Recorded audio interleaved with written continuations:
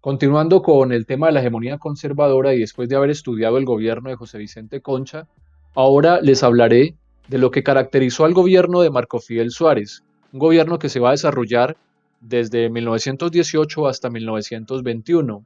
No terminó su periodo de mandato, él debía gobernar hasta 1922 y se ve obligado a renunciar 8 meses antes de culminar con su periodo presidencial como consecuencia de la crisis económica en la cual se encontraba Colombia.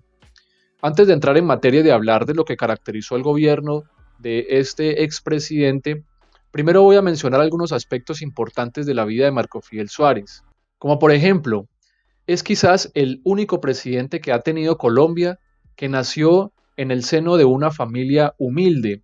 Desde muy niño le tocó ayudarle a su mamá. Él vivía en una casa muy humilde con su hermana y su mamá y le ayudaba a su mamá a vender galletas para poder obtener el sustento diario, para poder sostener a la familia.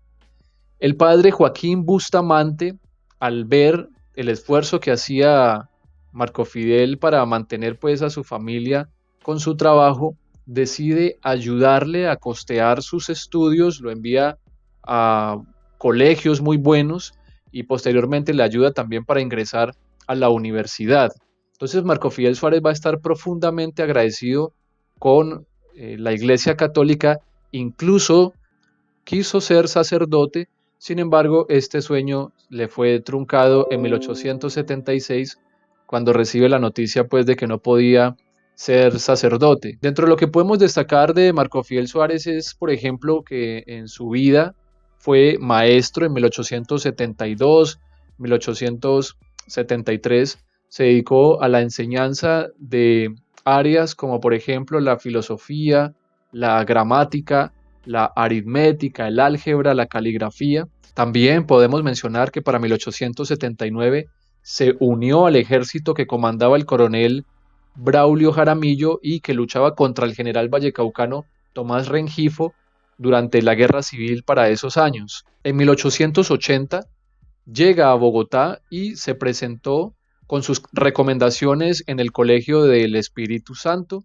para prepararse para estudiar. En 1885 entró de oficial mayor de la Secretaría del Ministerio de Relaciones Exteriores.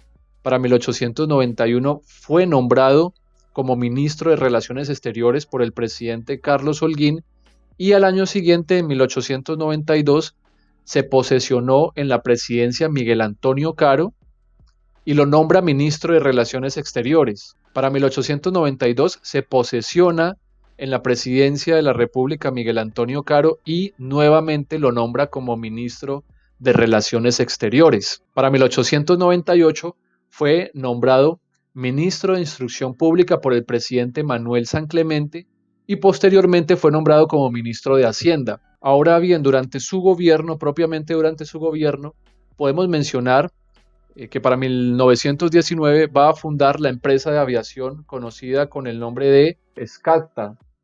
Hoy la conocemos con el nombre de Avianca, es la segunda aerolínea más antigua del mundo y la primera aerolínea de América. Operó como Scacta desde 1919 hasta 1930.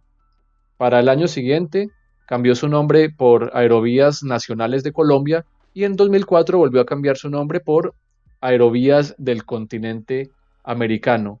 Sin embargo, conservó su acrónimo Avianca y es algo pues que se le reconoce a Marco Fidel Suárez, producto de una preocupación para tratar de alguna manera de modernizar el país. Dentro de lo que podemos mencionar también en su gobierno están las relaciones entre Colombia y los Estados Unidos, unas relaciones marcadas por dos hechos importantes. El primero es el Tratado Urrutia-Thompson, ese tratado que se firmó el 6 de abril de 1914 durante el gobierno de Carlos Eugenio Restrepo, pero que no fue ratificado por el Congreso. ¿En qué consistía el Tratado Urrutia-Thompson? En este tratado, Estados Unidos reconocía el daño moral causado a Colombia y le otorgaba una indemnización de 25 millones de dólares.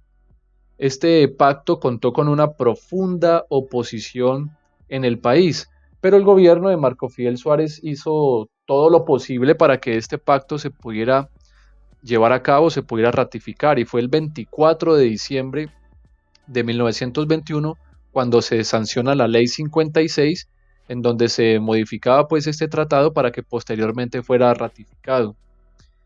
También durante su gobierno podemos mencionar lo que se conoció como la doctrina de la estrella polar, en donde Marco Fidel Suárez se atrevió a afirmar que el país debía girar sus ojos hacia los Estados Unidos y convertirse en su principal aliado, puesto que este país era el único que podría proporcionarle la ayuda suficiente a Colombia para poder lograr su progreso económico.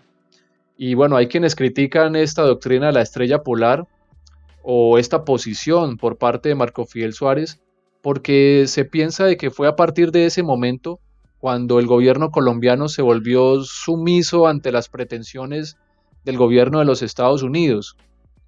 Hay quienes dicen que fue a partir de allí, desde que Colombia empieza a rendir una serie de pleitesía, una especie de adulación que tiene el gobierno colombiano hacia el gobierno de los Estados Unidos desde ese entonces y hasta ahora. Y las razones por las cuales se da la caída del gobierno de Marco Fidel Suárez es principalmente por la profunda crisis económica en la que se encontraba nuestro país. Para octubre de 1920 se presenta en el gobierno de Marco Fidel Suárez la peor crisis económica del momento. Por ejemplo, el café se cotizaba a 10 y 11 centavos la libra en el mercado internacional. Es decir, se presentó una fuerte caída en los precios del café a nivel mundial. Además de lo anterior, no se le pagaba los sueldos a los funcionarios públicos, no se le pagaba a los maestros, no se le pagaba a los jueces, no se le pagaba a los miembros de la fuerza pública, ni al ejército, ni a la policía, no se podía sostener ni las cárceles, ni los hospitales, y bueno, la disminución en los cargos públicos aumentó el descontento generalizado por parte de muchas personas, y fue cuando, bueno, ya en el Congreso de la República se vivieron intensos debates en donde Laureano Gómez, junto con sus adeptos, con sus seguidores conocidos como laureanistas, hicieron lo propio para sacar del gobierno a Marco Fidel Suárez, o mejor dicho, para obligarlo a renunciar. Fue entonces cuando el 9 de noviembre de 1921 Marco Fidel Suárez le envía una nota al presidente del Senado manifestándole su retiro del cargo como presidente. El 11 de noviembre de 1921 se separó del poder y queda como presidente designado el conservador Jorge Holguín. Es así como terminamos este pequeño resumen sobre lo que caracterizó el gobierno de Marco Fidel Suárez y nos veremos en un próximo video para tratar el gobierno del afortunado presidente que recibiría la indemnización de 25 millones de dólares producto de la ratificación del Tratado Urrutia-Thompson. Ese presidente sería el conservador Pedronel Ospina.